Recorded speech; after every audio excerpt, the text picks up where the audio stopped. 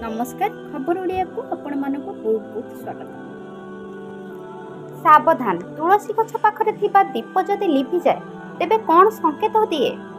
प्रतिदिन सकाळे एवं संध्यारे तुलसी गछ पाखरे दीप जळाइबा पारंपरिक, किंतु केतेबेले तुलसी गछ पाखरे जळुथिबा दीप हठात लिभि जाए। आसंतु एहा सहित जड़ित विश्वास गुडी को जानिबा।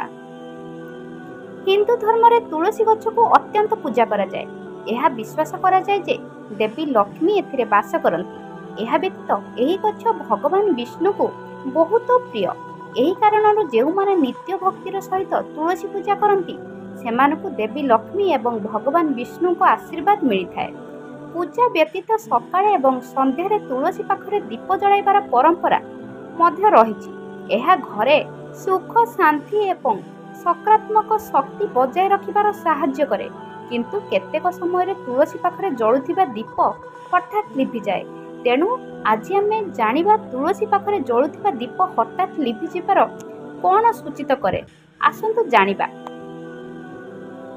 शक्ति व्याघात परंपरा अनुसार तुलसी गछ पाखरे दीप जळाइबा उचित। प्रतिदिन संध्यारे तुलसी गछ पाखरे घी किंबा तेल दीप जळाइबा शुभ बोली विवेचना करा जाए। यह घरे देवी लक्ष्मी को आशीर्वाद रही थाए। किंतु जदि दीपटी आपे आपे लिभि जाए तेबे एहाकु हालुका भावरे नेबा उचित नुहे।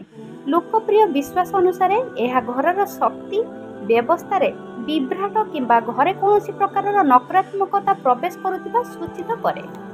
दीपटी आपे आपे लिभि जाउची।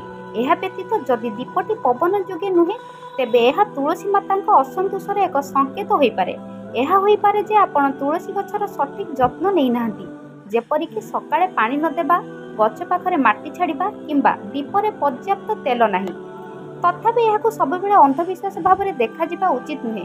केतेक समय दीप लिभि जिबार अन्यान्य कारण मध्य थाई पारे, जेपरिक पवनर झड़, घी किंबा तेलर परिमाण कम हेबा किंबा दीपटी ओदा होई जिबा। तेणु प्रथम यार मूल कारण बुझिबा गुरुत्वपूर्ण। जदि आपण दीप को बारंबार लिभिबाकू चाहूनाहांती तेबे निश्चित परंतु जे एथिरे पर्याप्त तेल किंबा घी अछि एवं दीपटी ठीक भाव में जलुची। जदि संभव हुए पवन रे संभावना को ह्रास करने काच ढांकण सहित एक लैंप स्टैंड व्यवहार करंतु। जदि दीप लिभि जाए तेबे भयभीत हुंतु नहीं, बरं शांत भाव में दीप को पुनः जलांतु। किछि प्रार्थना करंतु एवं तुलसी गछ पाखरे एक सतेज फूल अर्पण करंतु। यह करिबा द्वारा नकारात्मकता दूर हुए एवं सकारात्मक शक्ति पुनः सक्रिय हुए।